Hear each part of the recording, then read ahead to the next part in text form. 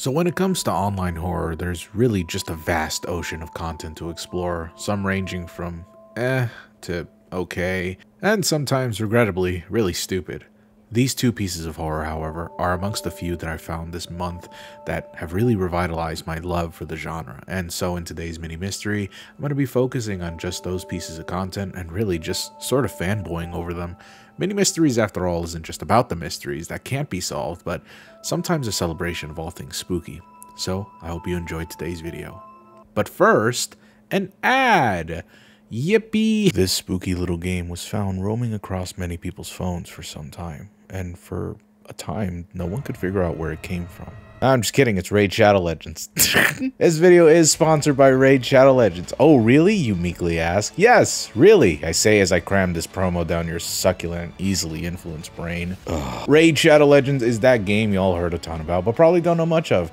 And hey, that's fine. Let me spoon feed you some delicious info. Raid Shadow Legends is the ultimate mobile RPG experience, but you probably already know that. With over 700 unique champions to collect, upgrade, and battle with, Raid Shadow Legends offers endless hours of immersive gameplay and endless adventure. Seriously though, look at this dude. Look at it! And this April and May is especially special, as Raid will have an in-game event where you can be hunting little dragon eggs and potentially win thousands of dollars. Just download Raid Shadow Legends using the links below, copy your in-game player ID, and then head on over to the following link from April 14th to May 15th. And then journey through the Flaming Portal to embark on an exciting AR adventure. Scour the Dragon's Lair using your phone, and if you find the hidden egg, you'll be in for a chance to win amazing in-game items and even real-life prizes ranging from legendary raid champions to Amazon gift cards with a total value of $20,000 for new players only. Speaking of new players get a free starter pack if they use the link or scan the QR code found in the top left. So, what are you waiting for? Join the millions of players around the world who have already discovered the magic of Raid Shadow Legends. Download the game and start your adventure now. Seriously, what's up with this crocodile thing? He's kind of bad, I'm not gonna lie. I must have seen hundreds of ARGs in online horror by now, but every now and again I find something that reminds me of why I love online horror in general. I'm not exaggerating when I say that I am incredibly excited to show you Lacey's Wardrobe. Well, holy shit, that sounds really perverse. Lacey's Wardrobe is a quote-unquote lost flash game from the 2000s that's about a girl named Lacey. She's got a busy day, and it's up to players like you to figure out what she's got to wear for her evening outing. Do people say outing anymore? At any rate, it's pretty emblematic of flash games back in the day that involved, well, dressing your favorite characters up in cute clothing. You know the ones. No. Not those. Jesus Christ, not those. Yeah, those. Well, anyways, it's pretty accurate to old games. Like, it's extremely convincing. And if I hadn't known that this was created by someone, I would have thought it'd be a real flash game from the past. And by someone, I mean, like, you know, someone for a horror, well, whatever, anyways. But things are a bit off once the player actually dresses up Lacey for her picnic meetup. Take a look.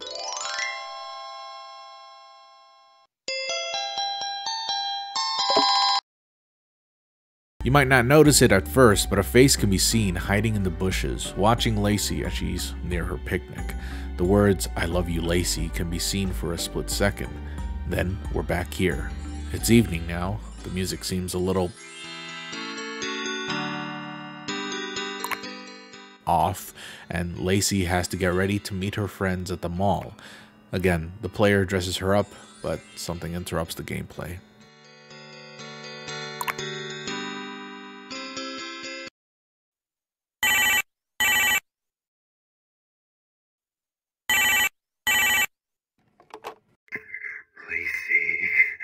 Lacey, did you see my stacks, Lacey? I can't wait to meet up, Lacey. I want to. Have a good time tonight with you, Lacey. Tonight. Bye-bye.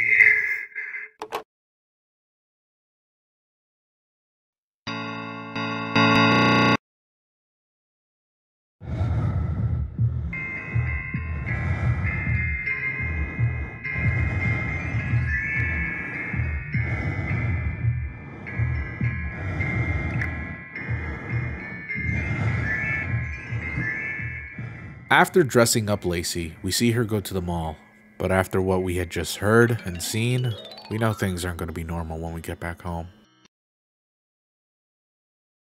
Now things are getting intense, but they get even more intense after this. Now I do want to stress that this little video is possibly one of the best horror videos I've ever seen in a long time, like by far.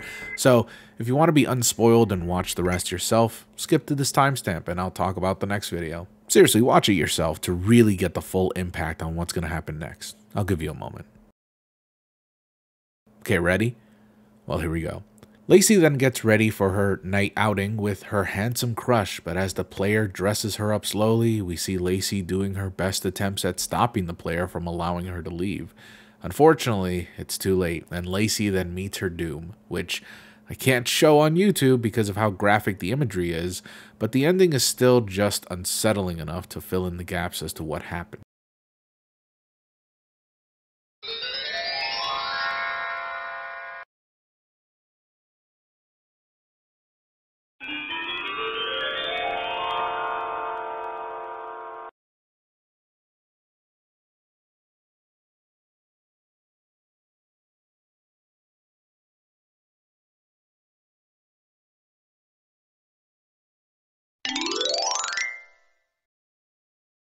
Sorry, did I say fill in the gaps? More like flat out tells you what happens.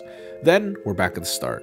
Yeah, so this video alone, y'all, this fucking video rejuvenated my love for the online horror medium. I mean, seriously, I've seen it all and I've made fun of it all on my streams. But this is the first time in a long time that something actually scared me. And not only that, but just shocked me. It did everything right. It designed itself perfectly. The art, the setting, the sound effects, the gameplay. I mean, it was all done beautifully. And while you can argue that the art inspirations are from here and there, it can't be denied that amongst the sea of ARGs and analog horrors, this one stands out beautifully. By the way, before anyone asks, no, it's not an ARG. It's not even close, as far as I can tell anyways. Most likely just a small little mini horror series. Yet the fun doesn't end there, as Lacey has yet another misadventure, one where she tries to run her own restaurant. This one is far more elaborate and, can you believe it, a ton more disturbing. Now, I do want to warn everyone who are more sensitive in the audience watching at home right now that the next video features graphic scenes of violence, self-harm, ideations of death, and other extremely dark topics. Not kidding when I say that this is actually a lot darker and really, really disturbing. So, if you're not comfortable with that, then I suggest clicking this timestamp to avoid all of that and get to the main discussion. Though be warned, because of how prevalent those themes are at the main story, there might just not be any way to actually avoid said topic, and there's a chance that I'd still have to mention it. This one is called Lacey's Diner, featuring, of course, Lacey, but this time around the player now has a name, Char887, and in this video they tell the audience about a secret ending that they thought was freaky. Much like the previous game, the video is very convincing and passing off as a flash game. Even the editing itself is very reminiscent to late 2000s and early 2010s YouTube style of editing. The narrator explains that, though the game seems normal, things seem to be a bit strange once the timer runs out. Now again, I can't stress enough that these videos are wonderfully made and honestly really refreshing in terms of new takes on online horror, so I highly, highly recommend watching these videos before you watch me spoil all the horror stuff. But hey, if you don't want to do that, that's fine. I just personally think you'd do yourself a favor by watching the video. Anyways, let's continue. As the timer runs out, we see this.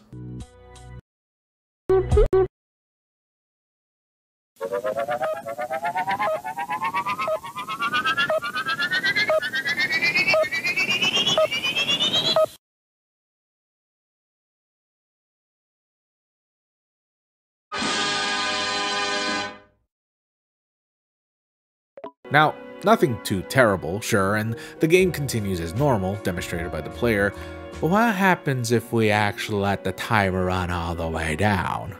I have 3 hours of sleep, I can't fucking do this recording.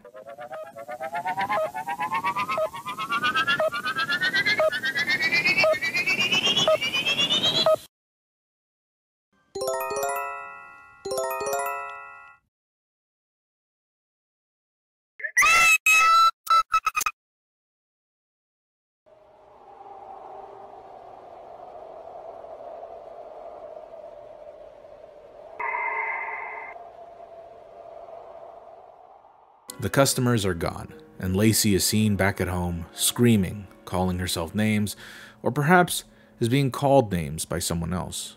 The photo at a glance isn't really all that scary. If anything, it's very, well, edgy, a little try-hard, if I were to be completely honest. But looking at the background itself, well, it almost seems like a real crime photo, as blood is splattered all over the walls, and the photo taken is at such a low quality, it almost seems like it was taken by someone who had just caught the scene of a violent crime as it happened.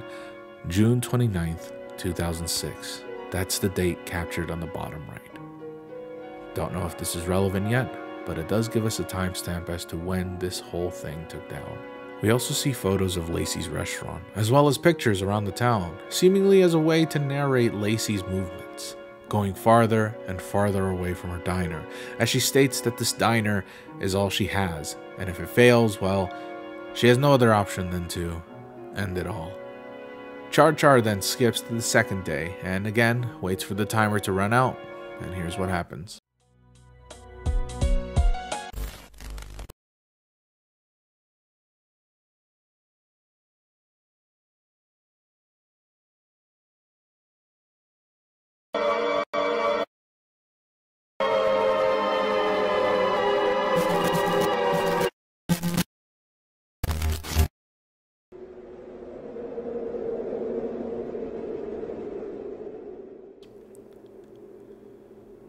The few images that scatter by are pretty hard to read, and to be honest, even with a bit of fuckery here and there, I honestly wasn't able to make much sense of it. Leave a comment down below if you really think you know what it says or if you found a way to read it, but from what I could visibly read, the first image has Lacey, looking somewhat like a cadaver, and the text mentioning something about death row and a body being pulled out of the river, a dead body to be precise. I mean, I don't think I needed to clarify that, but I think I did. Everything else, well, it's just too murky and grainy to read, if I have to be honest.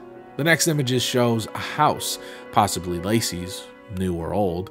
The text above is very clear, and you'll notice that there's an angry looking person, again possibly Lacey, staring at you. The text reads, "While it was still twitching, for memories are no substitute." Part of the ingrained paranoia was owed directly to the fact that they used to teach kids such perverse little bizarre lies that they passed off as the truth. It seems like this might be an excerpt from a book.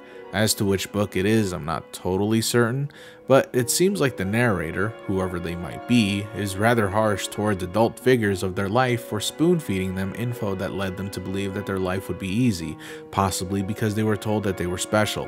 Though, that is just my personal speculation, honestly, as it fits somewhat with Lacey's morality being led by her successes in life and the failures as well. This leads to Lacey having a breakdown, leading her to spiral into despair and forcing her to do some irrational and dangerous things. The next day, we get this. As she adds ingredients, each one describes a bit about herself, I assume so anyways, and all the abuse she's faced in her life, and all the trauma she ever faced. Cigarette butts, possibly indicating burns she received from a man who she just refers to as him, whom she almost cried in front of and never wanted to again. Cockroaches that swarmed her room, crawling everywhere, making her want to end it all right then and there. Not safe for work stuff. Yeah, sorry, I can't say that naughty, no word. This one entry being hard to read because of the static, but through this, we get the mention of an uncle, and how he must have been addicted to this sort of thing, constantly living in his own fantasy world where women find him desirable. The uncle, who must have been Lacey's abuser. The meth used in the bowl has no real discernible dialogue or words, but does it really need any of that? It does contain strange images, and seeing as how this is all showing Lacey's trauma and abuse, it is possible that Lacey has a substance abuse problem, the substance of course being meth. The used condom, well, I don't think you need much imagination to get what that represents. The person Lacey refers to as him returns, and since we know of an uncle existing, we can make the assumption that this was her uncle, and that, well, he did some things to her. And honestly, the wording is pretty subtle, but graphic all the same, describing Lacey's experience with her uncle. I think I'll let you decipher what this means. Broken glass is also added to the bowl, most likely from the times her uncle broke things out of anger perhaps, or, more likely, the shards of glass that she could have used on herself. Finally, the distorted visage of a man, which she also adds to the bowl. While the bowl itself seems to have no name, unlike the rest, we can see at the bottom right the letters U and N, most likely meaning uncle. And then we see this.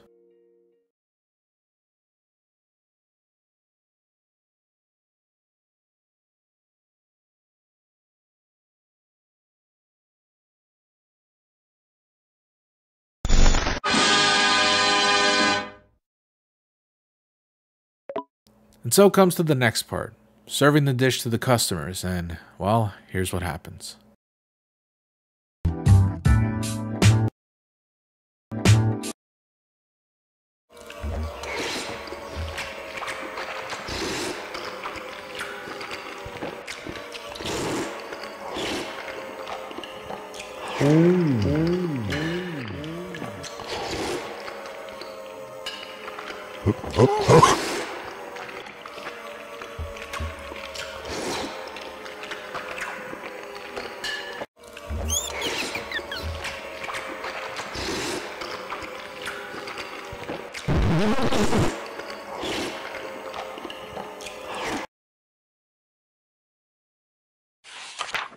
Once that scene ends, we see the diner is now closed due to sanitary reasons, and so Lacey goes through with her alternative plans.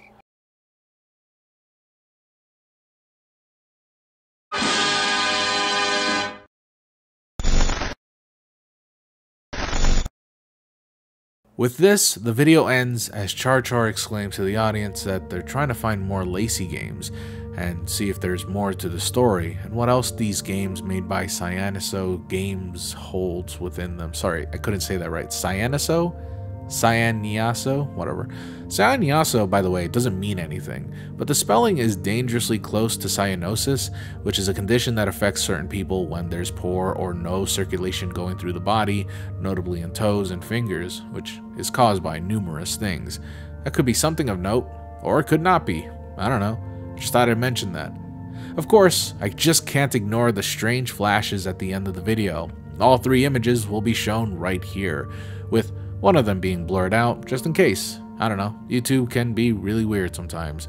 As we can see, two of these images are practically identical. There's one that shows what appears to be a girl strapped to her chair, right in front of her desktop. Some of the wires seemingly piercing through her skin as blood flows down. The image that's currently blurred shows a close-up of their arm being stabbed by the same wires. It's almost as if this girl is literally hooked up to the PC herself. Maybe some sort of symbolic gesture of some sort, or perhaps it's literal. The final frame being almost exactly like the first frame talked about, but just zoomed in and with the text that reads, "I'm in heaven." The video then ends here. So, with all this info gathered, and all the info dumped by the game itself, I think it's, well, safe to assume that Lacey just doesn't exist, because the story being told through their flash games aren't the story of Lacey at all. It's of whoever this girl is. I think this girl is the real life Lacey, whatever her real name may be. I think she's been trickling out info since the late to mid 2000s, but hid them in a way so that not to draw attention to themselves. Keep in mind, this is supposed to be a quote-unquote lost game that was just recently found by Char, and even then, taking on the game normally would pretty much result in, well, nothing. But ironically, doing nothing is what will lead you to something that gives you a hint on what the real world Lacey is going through. Though sadly, whoever this girl is, the original creator of Lacey, is probably no longer around, because if these games were made from sometime in 2000s, 2005, 2006, chances are they've been asking for help for a very long time, and nobody has been able to answer them until just now, when it's probably too late. "I'm in heaven" is the creator's final words. Or maybe it wasn't that they were seeking help, but rather seeking a way to be remembered for the shit that they had to deal with. The abuse, the trauma, the scars, it couldn't be healed. So her only way was for her to show the world that she was someone who was worth a damn. Someone who made cutesy flash games that portrayed her own life to whomever played the game. Sadly, this might be their very last message. And that is, of course, until we find the next game. So damn, that's heavy, and it does seem like the creator of this channel is working on newer Lacey videos, which is great, honestly. I think what's been shown here shows a lot of potential, and I honestly can't wait to see what happens next. Though, again, this might be a little too graphic for some people out there, and thankfully they already put up trigger warnings for anyone sensitive to these topics, which is very useful for anyone who doesn't really feel like they're in the mood for that sort of stuff. I understand when it comes to horror that deals with more graphic or hardcore subjects, people tend to get a bit cynical or perhaps find the stories insensitive. I, however, still support the idea of horror being unrestricted. So long as the medium isn't exploitive or compromises anyone's well-being, I think anyone is allowed to talk about these sorts of subjects, heavy or not, and ultimately, it's up to you, the viewer, if it's worth your time. And so far, Lacey's series is definitely worth your time. Go subscribe to Ghost Tundra, give him some love in the comments, and get ready for what's coming next. People often get the wrong idea about me when it comes to my opinions on analog horror. I have, and probably always will, love analog horror. I love that so many people have rediscovered this sort of mockumentary style of horror that I grew up with, and are making their own versions of said horror with a new audience. However, analog horror is tricky to really nail down. Sometimes you just gotta ask yourself, what does the VHS filter really add? Like, this is cool and all, and well thought out, but does it need to be analog? When you really think about it, the answer is often no, it doesn't. And so analog horror has become this easy out for most people, a way to just make things instantly spooky because, well, old things are spooky, I guess. But the Faraway Logs finds a way to reincorporate that style and use it not as a crutch, but as an important way to move the narrative. Right off the bat, yes, this is based on Omori, and if you haven't played Omori, this is definitely going to have some heavy contextual spoilers, although I guess if you haven't played Omori, you probably wouldn't even get what most of the spoilers are, without the context, of course.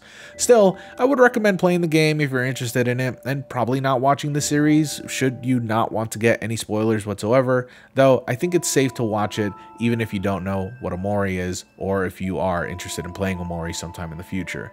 Now, you might be wondering why I'm covering something that's just clearly a fan project and not something, I guess, original. Well, shut the fuck up, and I'll tell you.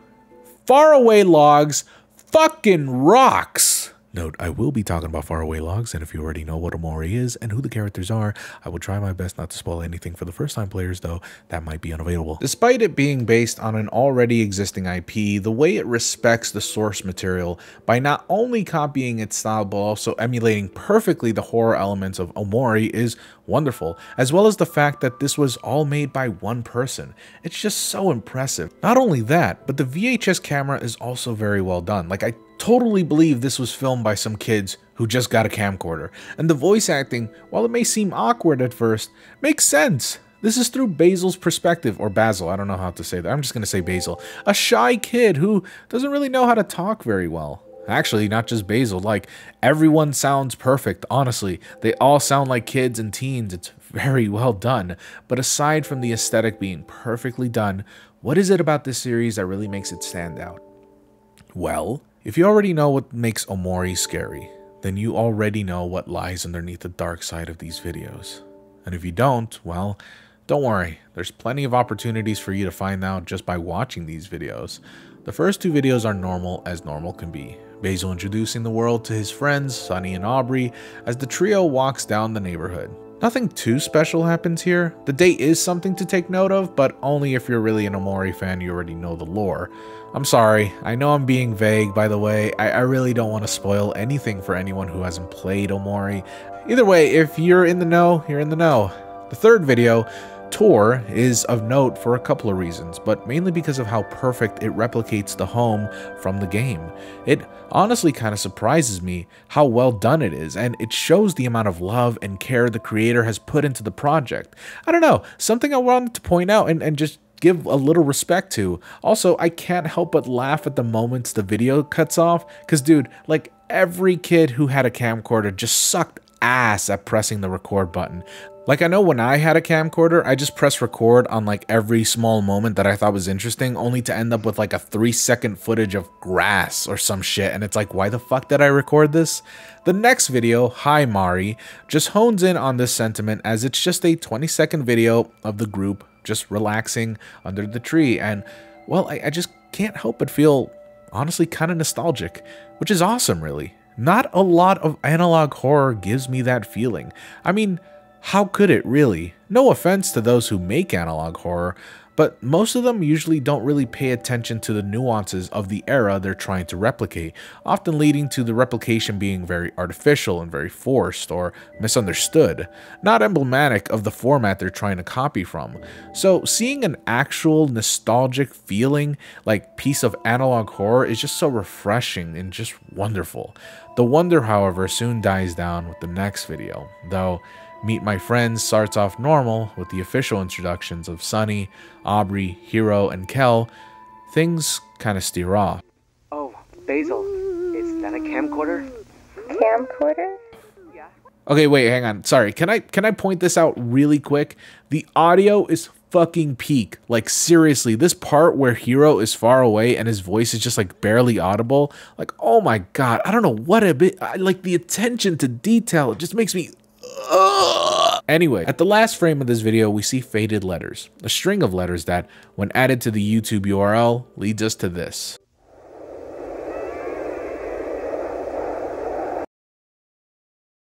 The description reads, "Everything is going to be okay." Now, I wonder what that could mean. With this being revealed, the next video, Unfinished Treehouse, shows Basil exploring, well, the treehouse.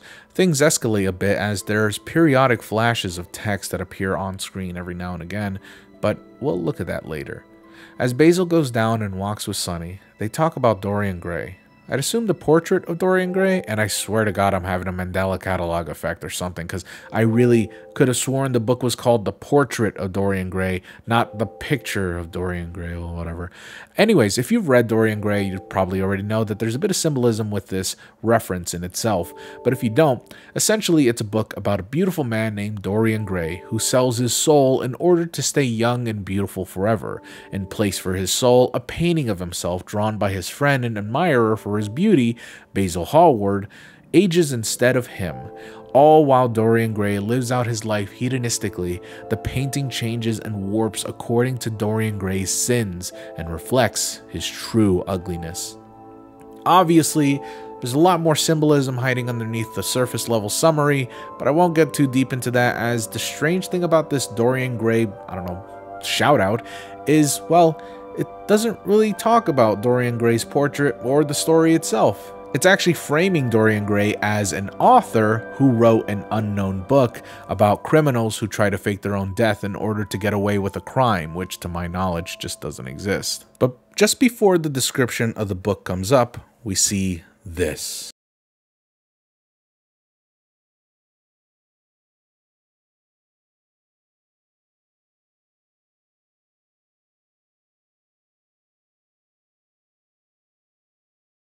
Something. Speaking of something, the flash as mentioned previously happens 3 times. 15 seconds, 52 seconds, 1 minute and 35 seconds. Combine these letters and input them into the URL and we get sent to this.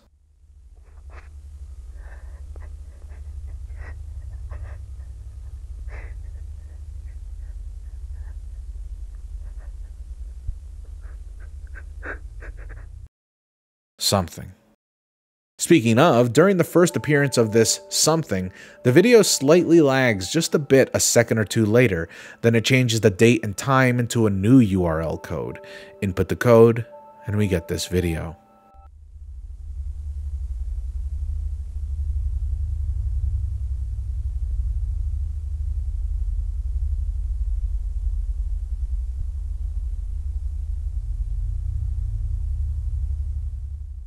It's hard to see, but you can see it if you brighten up the image a bit.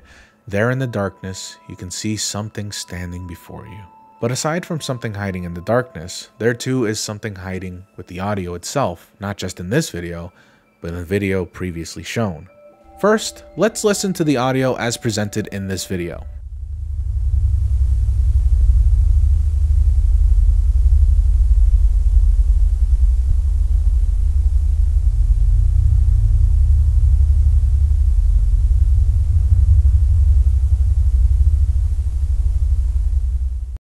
now, let's speed it up 20 times. Cool, huh? Well, it gets sneakier than that, because if we take this audio and make it into a spectrogram, people have reportedly said that it makes an image. Now, this is somewhat debatable, as some have claimed that it's supposed to represent musical notes, and yeah, I can see that kinda, but it's so grainy and really short that I can't honestly confidently say that that is what it is. Though, matching up the songs with the notes do seem to align, so it is likely that, and given the nature of Omori and what this scene represents, I won't be surprised if that is really the answer. Some others have claimed that this is actually the song Help Me, but I'm having a really hard time hearing it. Take a listen for yourself and tell me what you think.